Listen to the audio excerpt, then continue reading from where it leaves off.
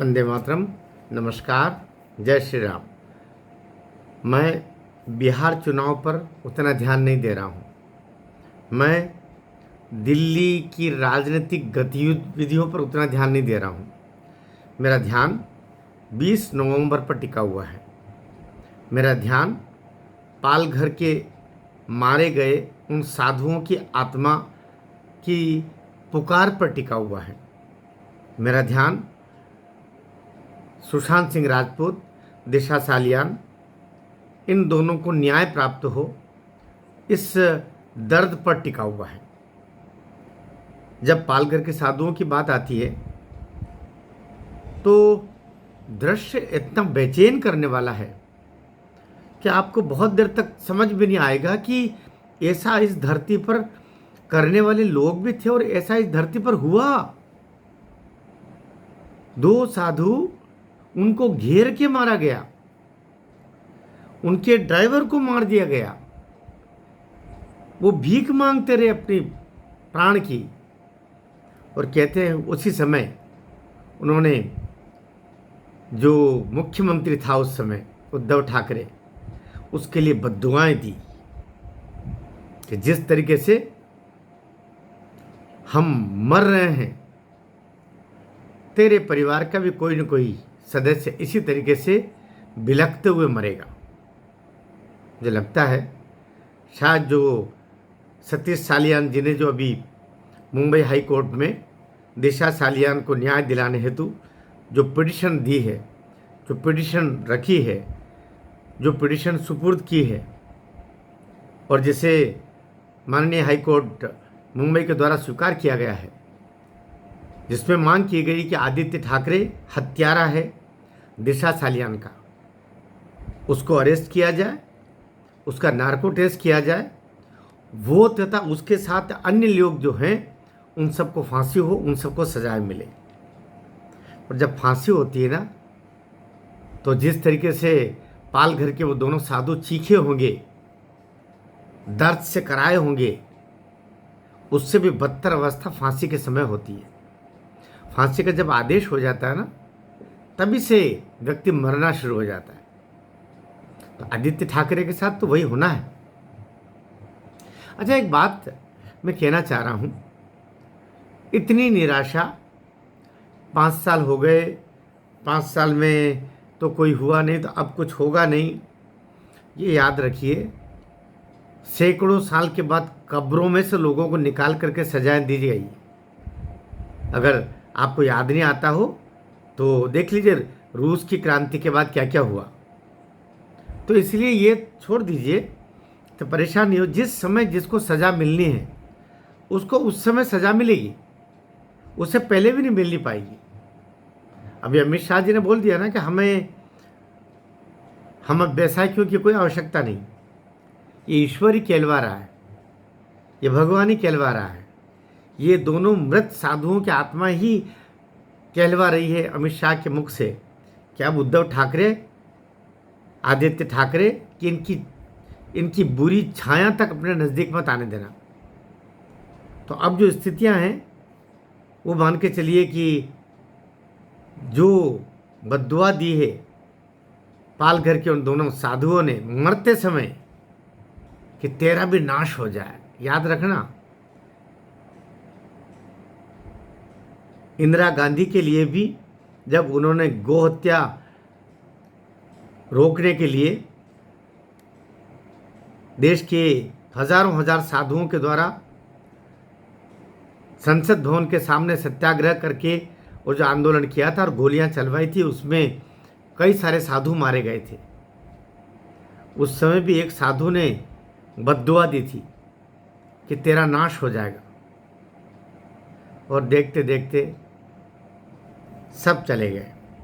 राजीव चले गए, संजय चले गए, इंदिरा जी चली गई, और कहाँ सब कुशल मंगल कहाँ है।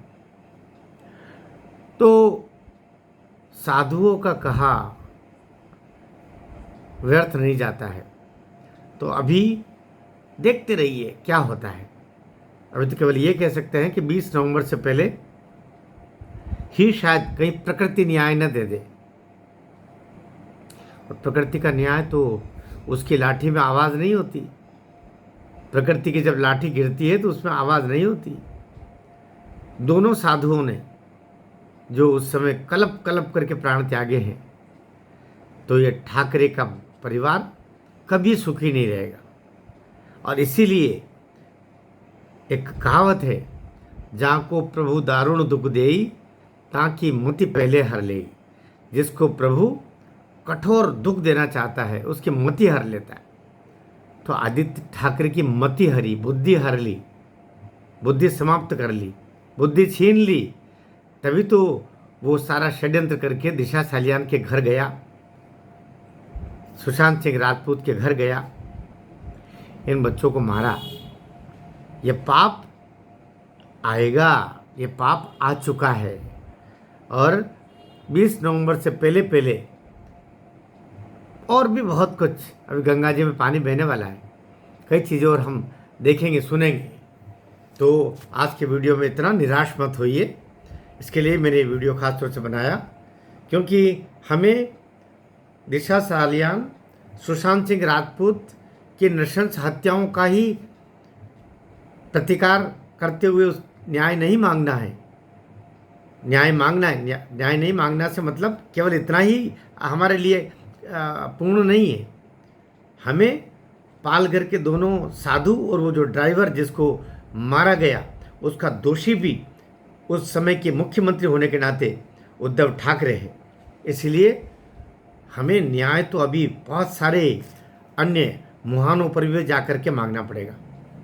तो अभी इतना सा कि निराश मत होइए, हिम्मत रखिए। आप निराश होते हैं तो फिर हमारा काम करने का मन टूटने लगता है। तो आशावादी रहिए, हम कर रहे हैं, कम से कम हम अब कर रहे हैं, आगे बढ़ चुके हैं, आगे बढ़ रहे हैं। ये क्या कम बात है। याद रखना, ये देश का ही कानून है। जिसने कभी ओम प्रकाश चौटाला को 10 साल की सजा दी और 10 साल भुगतना पड़ा। यह देश का ही संविधान था जिसने मनीष सिसोदिया और अरविंद केजरीवाल को अंदर जेल में ठूस के माना, 4-4, 6-6 महीने में निकले। यह देश का ही कानून था जिससे डर करके हेमंत, जो वहाँ के मुख्यमंत्री हैं झारखंड के, अभी चुनाव से पहले टेबल के नीचे जाकर के छुप गए थे, पुलिस जब आई थी ढूंढने के लिए। और दिल्ली विल्ली कहाँ कहाँ जाकर के हेमंत सोरेन छुपते फिरे। तो ये और आखिर जेल जाना पड़ा। तो इसीलिए नहीं, ऐसा नहीं सोचना ये कुछ नहीं होगा, मोदी ने ऐसा कर दिया। इससे यदि देवेंद्र फडणवीस जी का कार्य मेरी समझ से बाहर जा रहा है, क्योंकि वे प्रदेश के मुखिया होने के नाते उनके पास बहुत कुछ है कि वे कानून सम्मत कार्य हो उसके लिए एक परिवेश बना सके। लेकिन धारणा ऐसी क्यों बनती जा रही कि देवेंद्र फडणवीस सरकार साथ नहीं दे रही है दिशा सालियान और सुशांत सिंह राजपूत को न्याय दिलाने के लिए। ये धारणा, ये नैरेटिव देवेंद्र जी बहुत खतरनाक होगा। आपकी प्रतिष्ठा धूमिल हो रही है। इसलिए मैं उनसे भी आग्रह करूंगा कि थोड़ा सोचें। जनता मूर्ख नहीं होती है, जनता आपसे 1000 गुना होशियार होती है, जानती हो। आप जो करते हैं ना, आपके करने से पहले वो समझ जाती है कि आप क्या करने वाले हो। इससे देवेंद्र फडणवीस जी, मैं आपसे तो हाथ जोड़ के कहूँगा कि आपकी प्रतिष्ठा धूमिल हो रही है और आपके कारण से भारतीय जनता पार्टी की प्रतिष्ठा भी धूमिल हो रही है कि आप इस पर काम नहीं कर रहे हैं। आपका जो OSD आता है कोर्ट में, वो केवल तारीखें लेने के अलावा कोई काम नहीं कर रहा है। इसलिए अपने OSD को भी बुलवाइए कि अब जवाब दे। 20 नवंबर जवाब मिल ही जाना चाहिए, नहीं तो कई दफ़े जनता जवाब देती है। ऐसी नौबत नहीं आनी चाहिए। भारत माता की जय।